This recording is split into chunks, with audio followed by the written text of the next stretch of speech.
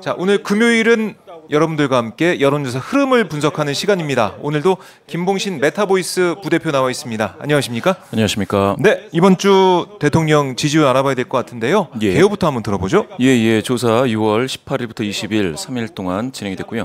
이동통신 3사 제공 무선 전화 가상번호에서 추출했습니다. 전화조사, 전화 면접원 조사이고요. 한국갤럽 자체 조사입니다. 더 자세한 사항은 중앙선거관리위원회 홈페이지, 중앙선거 여론조사 심의위원회 홈페이지를 참조하시면 되겠습니다. 네, 결과가 어떻게 나왔습니까? 예, 한번 보시죠. 예, 결과는 횡보입니다. 26으로 완전히 꽉 잡혀 있는데. 횡보다. 예. 지금 보시면은 긍정률은 이제 26에서 26으로 완전히 횡보를 하고 있고요. 부정률은 2%포인트 빠져서 64. 전반적으로 지금 별로 좋지 않은 상황이 대통령실 입장에서는 지금 20% 중반이죠. 초반으로 빠졌다가 지금 중반으로 와 있지만 언제든지 빠질 수도 있고 이렇게 되면은 한 번 올라간 게 이제 5점 이내죠. 5점 이내에서 계속 횡보하고 있는데 빠질지 아니면은 상승할지 이거를 쉽게 예상하기는 어렵습니다. 대통령실 입장에서는 그래도 하락하는 흐름을 좀 막았다. 대통령실 입장에서는 뭐 이 정도면은 상승할 수 있는 가능성도 있는 게 아니냐. 근데 아쉬울 거예요. 왜냐하면 21에서 26까지 올라갈 때는 이제 5%포인트이기 때문에 5점 이내에서 횡보지 않습니까? 근데 여기서 만약에 28 정도로 한 2%포인트만 올라가줘도 그러면은 지난 5월 5주 대비해서는 이제 7% 이상 7% 정도가 올라가는 거니까 7%포인트 그렇게 되면 이걸 상승으로 볼 텐데 지금은 이걸 상승으로 보기가 좀 어렵습니다. 그래서 상승세다 내지는 단기 상승세다 이렇게 보기는 어렵고 이거는 횡보하고 있다. 그러면 여기서 만약에 한번 숨고르기를 하고 튀어오를 것인지 아니면은 이게 빠질 것인지 이건 알 수가 없죠. 알 수가 없다. 자, 그럼 왜 이런 답변을 했는지 이유 볼까요? 주관식 답변. 이게 참 이게 먼저 부정평가 이유를 한번 보시면은요. 부정평가 이유를 먼저 보는 이유는 되게 많습니다. 여기 경제민생 물가가 4%포인트 많아졌죠. 그다음에 이제 소통 미흡, 독단적이다, 잘못한다 뭐 이런 건 태도와 관련된 건데 의대 정원 확대도 있습니다. 잘못한 이유로 외교도 있고요. 김건희 여사 문제 등장했죠. 거부권 행사 있죠. 해병대 수사 외압 있지요. 심지어는 여기 동해 유전 신뢰할 수 없겠다. 이런 것도 있어요. 또 3%로 나와 있네요. 이런 게 다 나옵니다 여기. 쭉 보시면은 물론 이제 국방 안보도 꾸준히 이제 조금씩은 나오고 검찰 권력이 과도하다 이거 계속 나오고 있습니다. 이렇게 나오는데 자 이거를 왜 부정평가 이유를 먼저 받느냐면 그랬을 때 긍정평가 이유에 그러면 여기에 동해 유전 이게 긍정평가 이유에 나올 법도 하지 않습니까? 그렇죠. 이것 때문에 동해 유전을 뭐 어떻게 한다고 하니까 나는 긍정한다. 그렇게 대답할 수도 있을 텐데 없어요. 긍정평가 이유에 안 보인다. 거기에서 나오지 않고 있습니다. 그래서 이거는 최근에 언론을 떠들썩하게 만들었던 그런 어떤 대통령실의 발표, 대통령 직접 발표했었죠. 그 이슈가 긍정평가 이유에서는 뚜렷하게 반영이 안 돼요. 그럼 이거는 뭐냐? 이거는 그러면 현재 대통령실에서 대통령이 좀 주력하고 있는 그런 내용에 대해서는 긍정평가 이유로 등장하고 있지 않기 때문에 사실 이슈 주도력을 상실하고 있다. 다만 외교가 참 어디를 이제 순방하니까 여기에서 탄력이 붙어 있다. 3%포인트 많아져서 26%다. 요거는 나와 있죠. 의대 정원 확대 꾸준히 이 긍정평가 이유로 등장이 됐고요. 국방안보 이렇게 있습니다. 국방안보라고 했는데 이 현안으로 가령 뭐 확성기 이런 얘기가 여기 또 등장할 법도 한데 그렇게 구체적인 이슈로는 등장하지 않아요. 자, 그럼 보면은 긍정평가 이유 외교라는 게 많이 나온 것은 결국 중앙아시아 순방하는 이런 것들을 봤을 때 지지할 수 있는 이유를 찾다 보니까 외교 이렇게 대답하는 느낌도 좀 들고 맞습니다. 반면에 지금 저희가 이제 입법 청문회 모습을 보여드리고 있지만 자, 이 실황 생중계 그 현장은 저희 오마이TV 다른 채널로 계속 나가고 있습니다. 그래서 거기서 보시면은 이제 박정훈 전 수사단장의 설명, 브리핑을 들을 수가 있으니까요. 거기서도 보실 수가 있고요. 저희는 이 채널에서는 여러 현안, 지금은 여론조사 결과에 대해서 분석을 해드리고 있습니다. 골라서 보실 수가 있겠습니다. 오마이TV 함께해 주시고요. 자, 보면 지금도 해병대 수사 외압이 3%입니다. 3% 나와 있는데 오늘 이 청문회 이후에는 글쎄요 부정평가 이후로 해병대 수사 외압 이게 더 늘어날 것 같기도 하고 그리고 오늘 세 사람 이종섭 전 장관, 임성근 전 사단장 거기다가 신범철 전 국방부 차관 세 사람이 증인 선서 거부를 했습니다. 그러니까 우리가 이제 특검을 거부하는 자가 범인이다 이런 얘기를 윤석열 대통령이 했던 걸 많이 회자가 되고 있는데 선서를 거부한다. 증인 선서를 거부한다. 이건 좀 어떻게 봐야 될까요? 글쎄요. 다른 증인들은 다 선서를 했는데 세 사람만 거부를 했다. 그러니까 마치 우리는 거짓말할 수도 있어요. 그러게요. 마치 그런 고백을 하는 게 아니야 이런 생각도 들 정도로 여기 나왔으면 이렇게 되면 모든 증언에 대해서 뭐 위증죄 이거를 못 물리는 게 아니냐 이런 얘기가 나올 수밖에 없는데 그럼 여기서 하는 얘기를 우리 국민들이 봤을 때 어떻게 다 믿겠습니까? 그 신뢰성이 깨지는 거죠. 예.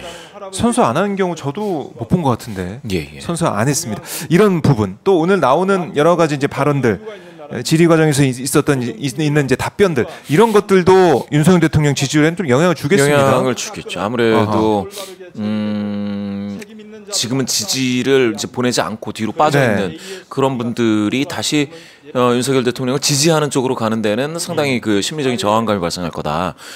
저렇게 한다라는 거는 굉장히 대한민국 국회를 또 국회는 국민이 뽑아주신 그 대표자들이 가 있는 자리에서 선서를 하지 않는다. 그럼 국민 앞에서 다른 말을 할 수도 있다라는 거를 전제하는 건데, 굉장히 충격적이네요.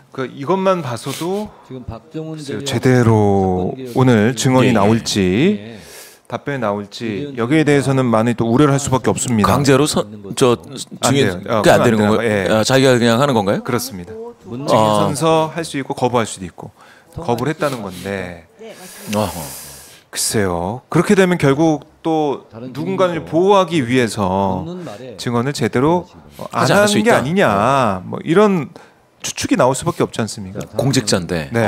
결국 윤석열 대통령과 통화를 세 차례에 걸쳐서 8월 2일에 18분 40초를 했던 이종섭 전 장관 그리고 임성근 전 사단장 같은 경우도 누가 임성근 전 사단장의 구명을 이렇게 열심히 나섰느냐 이런 부분들도 궁금한 거 아니겠습니까?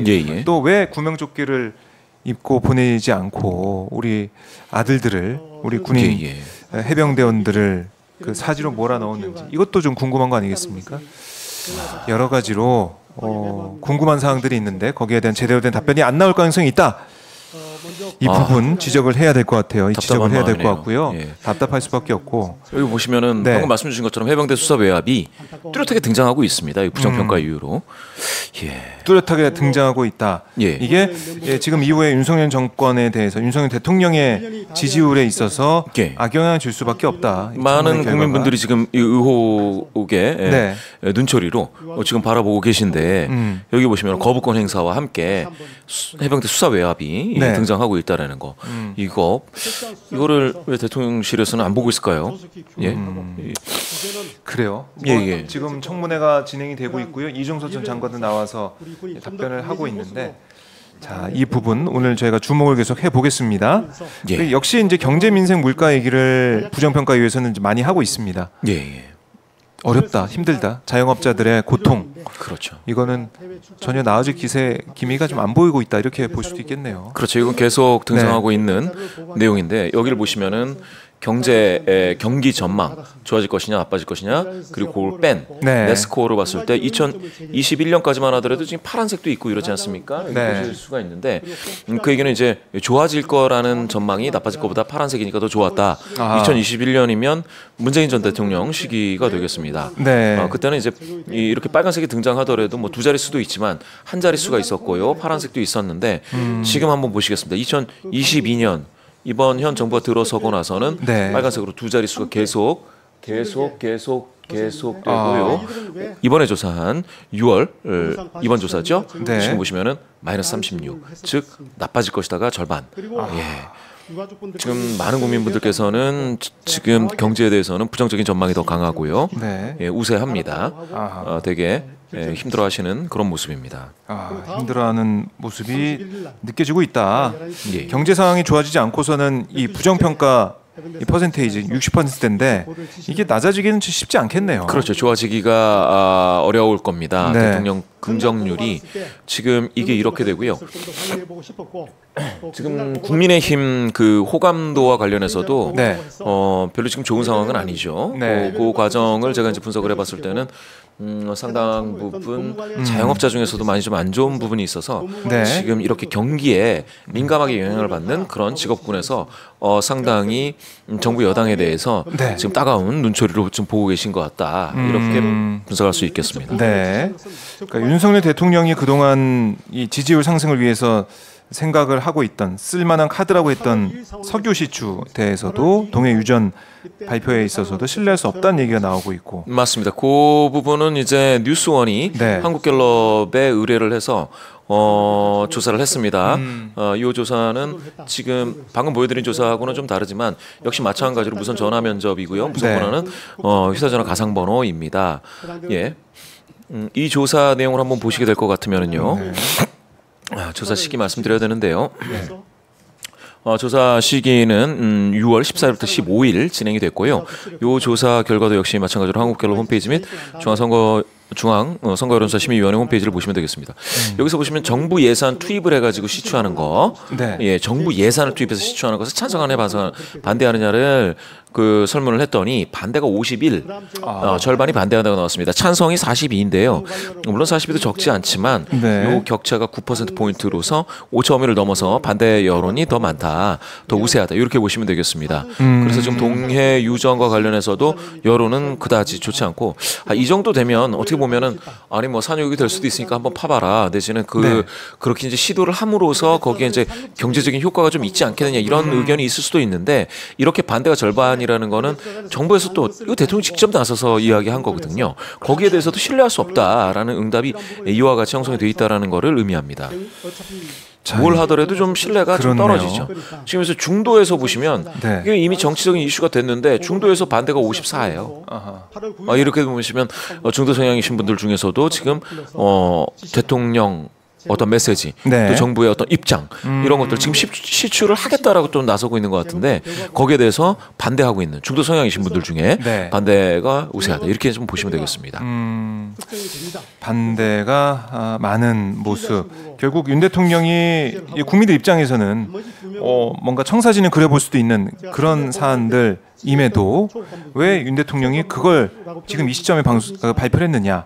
라는 부분도 시작해서 여러 가지 비판이 있지 않았습니까? 예. 특히 국민들이 듣고 싶어하는 얘기는 윤 대통령한테 듣고 싶어하는 얘기는 산육의 꿈 이런 얘기가 아니라 진실 이거 아니겠습니까? 그렇죠. 특히 최혜병 특검법에 있어서 왜 그렇게 전화를 이종섭 전 장관에게 했는지 또 지금 여기 나와 있는 여러 이제 인사들한테 전화를 왜 했는지 그렇죠. 이게 궁금한데 임기훈 국방비서관이나 신범철 차관이나 왜 그때 대통령이 직접 전화했는지 개인 휴대전화로 이거 궁금한데 이건 안 나오고 있지 않습니까? 그러니까 예. 그게 해결이 돼야 뭘 하더라도 국민들이 뭐 하는구나 이렇게 생각할 텐데 듣고 싶은 얘기가 아닌데 그 얘기를 한다고 국민들이 좋습니다 이렇게 할 리도 만무하고 또 액트지오의 여러 가지 문제점들 의혹들 이렇게 불거지다 보니까 신뢰할 수 없다는 얘기가 이어지고 있다. 볼 수 있겠네요. 그렇습니다. 동해 유전 신뢰할 수 없음, 네. 해병대 수사 외압 이런 것들은 계속 지금 나오고 있고 사실 이렇게 따지면은 정말 대통령실에서 대통령의 메시지로 네. 어떤 게 나온다 하더라도 국민적인 신뢰를 얻기가 쉽지가 않단 말입니다. 그런데 지금 이 한국갤럽에서 보시면은 이런 거를 한국갤럽은 보여주고 있지요. 뭘 보여주고 있느냐? 무슨 일이 있었느냐? 네. 예, 이번 주에 그죠? 6월 3일 무슨 일이 있었느냐? 여기 보시면은 대통령실 종부세 폐지, 상속세율 인하 등 세제 개편. 여기 보시면은 윤석열 대통령 인구 국가 비상사태 선언, 육아휴직 급여 확대. 얘기를 많이 했네요. 여기 보시면 경북 포항 등 지자체 8곳 기회발전 특구 지정. 경북 포항 등. 자, 이게 그러니까 지금 계속해서 여기 영일만 또 경북 포항 이런 얘기들이 나오고 있지 않습니까? 지지층 결집인가요? 그렇죠. 지금 이렇게 보시면은 그래서 지금 발생하고 있는 게 여기를 한번 보시죠. 네. 이번 주를 보시면은 대구 경북에서 42가 됐습니다. 이거 잘 안 보이시면 제가 조금 확대를 해서요. 40%가 깨지고 막 그랬었는데 예, 40%가 깨지더니 42까지 올라왔습니다. 네. 자, 이게 그러니까 대통령 메시지로서 포항 영일만, 경북 지자체 8곳, 뭐 기회발전 특구 지정 네. 이런 어떤 여러 가지 그 어떤 지역에 가서 이 지역은 또 많은 분들이 알고 계시지만 보수 성향이신 분들이 많이 분포해 있고 지금 최근에 이제 보수 성향이신 분들이 이탈하고 있지 않습니까? 네. 그거를 방어하기 위한 그런 게 아닌가. 그래서 결국은 대구 경북에서 40%를 지금 회복한 상황을 보고 계시죠. 예, 이 흐름이 아닌가라는 생각도 들게 됩니다. 자, 이런 뭐 전략, 이른바 집도끼를 잡자, 뭐 이런 전략으로 나오는 느낌이 드는데 거기마저 무너지면 이게 지금 여기 보고 계신 10%대 그렇죠. 이게 확 빠질 수가 있으니까 그런 거 아니겠느냐. 그런 전략이 읽혀진다. 지금 여기 21로 빠졌을 때 있지 않습니까? 이때부터 나온 거죠. 지금 21로 빠졌을 때부터 나온 게 영일만 석유 나왔죠. 네. 그 다음에 이제 대북 확성기 나오죠. 그리고 나서 지금 경북 포항 가가지고 뭐 기회 특구 조성하다 얘기 나오고 있죠. 예, 그렇습니다. 요 흐름을 보시면은 지금 지지자를 이제 결집하기 위한 네. 보수 성향이신 분들에게 좀 어필하기 위한 그런 노력인 것 같다. 전 국민을 향한 그런 메시지는 사실은 방금 박 기자님 정확하게 말씀 주셨는데 네. 전 국민적으로 봤을 때는 이게 훨씬 더 많은 거죠. 김건희 여사 문제, 거부권 행사, 해병대 수사외압 이런 것들인데 여기에는 네. 답할 수 없으니 그러니까 보수 성향이신 분들에게만 좀 딱 맞추면 핀셋 그 정책 뭐 이런 것들을 지금 뿌리고 있는 거 아닌가 이렇게도 볼 수 있겠습니다. 그래요. 자, 근데 이게 뭐 한계가 분명한 거 아니겠습니까? 그렇죠. 그런 정책과 그런 자세, 그런 태도가 과연 우리 국민들이 얼마나 많이 공감을 할지 한계가 좀 분명한 카드가 좀 나오고 있다. 이런 생각. 그걸로는 30% 선을 회복 못한다가 지금 오늘의 결과입니다. 30% 선을 회복할 수 없다. 네. 예.